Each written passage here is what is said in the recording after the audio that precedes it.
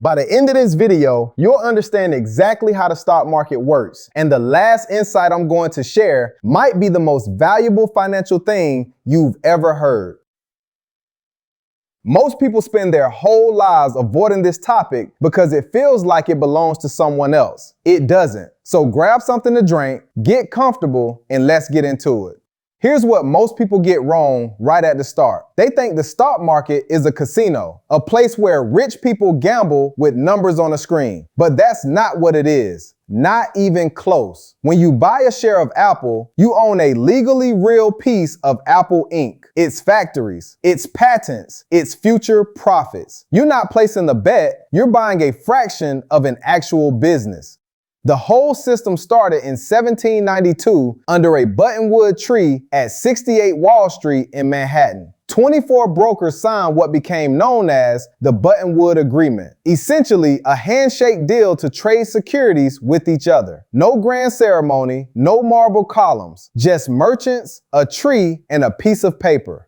For the next 2 centuries, trading happened on physical floors. Thousands of people shouting buy and sell orders simultaneously, a method called open outcry. Traders wore color-coded jackets to identify their firm. The floors were deafening. The air smelled like paper and sweat. And that controlled chaos was the world's most sophisticated pricing mechanism.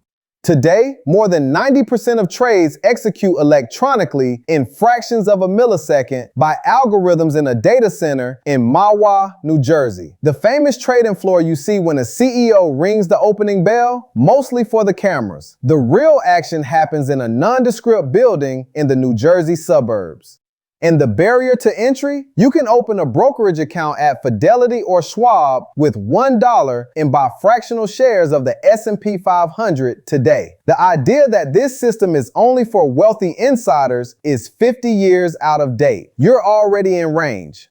Okay, so that's what the stock market is. Now here's where it gets interesting, because the way prices actually work is something most people have completely backwards.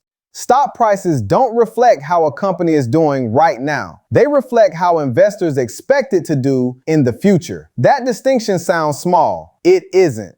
In February 2022, Meta, Facebook's parent company, reported that daily active users had declined slightly, just barely. The stock dropped 26% in a single day. $232 billion in market value gone. Not because the company was failing, not because it lost money, because the future looked slightly less bright than investors had priced in. Benjamin Graham, the investor who mentored Warren Buffett, put it best. In the short run, the market is a voting machine. In the long run, it is a weighing machine. Short term, prices move on emotion, hype, and expectation. Long term, they track actual value. That's not just a metaphor. It's the most useful framework you'll ever have for understanding why markets do the strange things they do.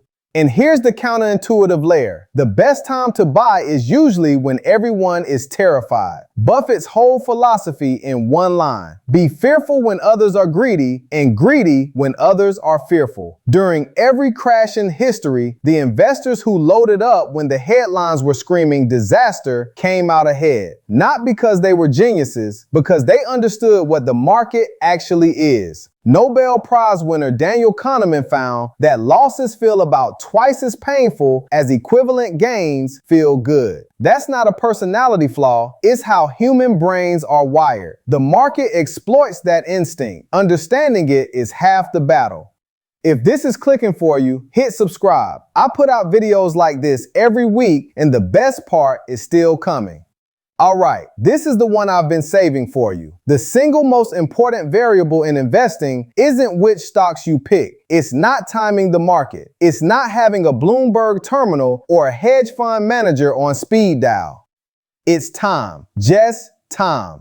Here's the proof. In 2008, Warren Buffett made a $1 million bet with a professional hedge fund manager named Ted Seides. The terms were simple: a basic S&P 500 index fund versus a hand-picked basket of the best hedge funds money could buy. 10 years made the best strategy win. By 2017, the index fund had returned 125.8%. The hedge funds, managed by some of the most credentialed investors in the world, charging enormous fees, returned 36.3% on average. It wasn't even close. Buffett donated his winnings to Girls Inc. of Omaha, but that's not the gut punch. Here it is. A 2017 study by Arizona State University professor Hendrik Bessembinder found that just 4% of all stocks accounted for every single dollar of net wealth created by the U.S. stock market from 1926 to 2016. The majority of individual stocks actually underperform treasury bills over their lifetimes. Most stocks, long-term, lose. 4% win big enough to carry everything else. You can't reliably pick which 4%. Nobody can. But an index fund owns all of them automatically. Every one. You don't have to be right. You just have to be in. And the compounding math behind this is the part that changes how you think about time itself. $1,000 invested at age 20, earning 10% annually, becomes roughly $72,000 by age 65. Wait until age 30 to invest that same $1,000, you end up with $28,000. That one 10-year delay on a single $1,000 investment costs you nearly $45,000. Not because you made a bad decision, just because you waited. Warren Buffett bought his first stock at age 11. More than 99% of his wealth was earned after his 52nd birthday. That's not a story about genius. That's a story about starting early and not stopping.